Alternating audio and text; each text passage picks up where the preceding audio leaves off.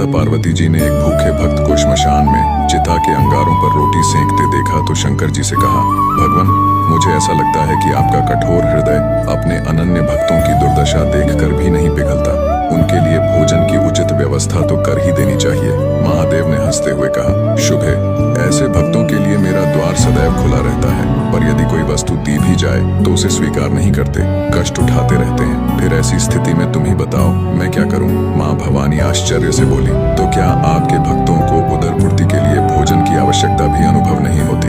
शिव जी ने कहा, परीक्षा लेने की तो तुम्हारी पुरानी आदत है। यदि विश्वास न हो तो तुम स्वयं ही जाकर क्यों न पूछ लो, परंतु परीक्षा में सावधानी रखने की आवश्यकता है। भगवान शंकर के आदेश को देर थी कि माँ पार्वती भिखारिन का छद्मवेश बनाकर भर्तृहरि के पास पहुंची और बोली, बेटा, मैं पिछले कई दिन से भूखी हूँ, क्या मुझे भी कुछ खाने को देगा?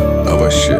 भर्तृहरि ने केवल 4 रोटियां सेंकी थीं, उनमें से 2 बुढ़िया माता के हाथ पर रख दी। शेष 2 रोटियों को खाने के लिए आसन लगाकर उपक्रम करने लगे। भिखारिन ने दीन भाव से निवेदन किया, बेटा, इन 2 रोटियों से कैसे काम चलेगा? मैं अपने परिवार में अकेली नहीं हूँ, एक बुजुर्ग पति भी है, उसे भी कई दिन से खाने को नहीं मिला है। भर्तृहरि ने वे दोनों रोटियां भी भिखारिन के हाथ पर रख दी। उन्हें बड़ा संतोष था कि इस भोजन से मुझसे से भी अधिक भूखे प्राणियों का निर्वाह हो सकेगा। उन्होंने कमंडल उठाकर पानी पिया, संतोष की सांस ली और वहां से उठकर जाने लगे। तभी आवाज सुनाई दी, वत्स, तुम कहाँ जा रहे हो? भर्तृहरि ने पीछे मुड़कर देखा, माता पार्वती दर्शन देने के लिए पधारी हैं। माता बोली, मैं तुम्हारी साधना से बहुत प्रसन्न हूँ, तुम्हें जो वरदान मांगना हो मांगो। प्रणाम करते हुए भर्तृहरि ने कहा, अभी तो अपनी और अपने पति की क्षुधा शांत करने हेतु मुझसे रोटियां मांग कर ले गई थी। जो स्वयं दूसरों के सम्मुख हाथ फैलाकर अपना पेट भरता है वह क्या दे सकेगा? ऐसे भिखारी से मैं क्या मांगू? पार्वती जी ने अपना असली स्वरूप दिखाया और कहा, मैं सर्वशक्तिमती हूँ, तुम्हारी पर दुख कातरता से बहुत प्रसन्न हूँ, जो चाहो सो वर मांगो।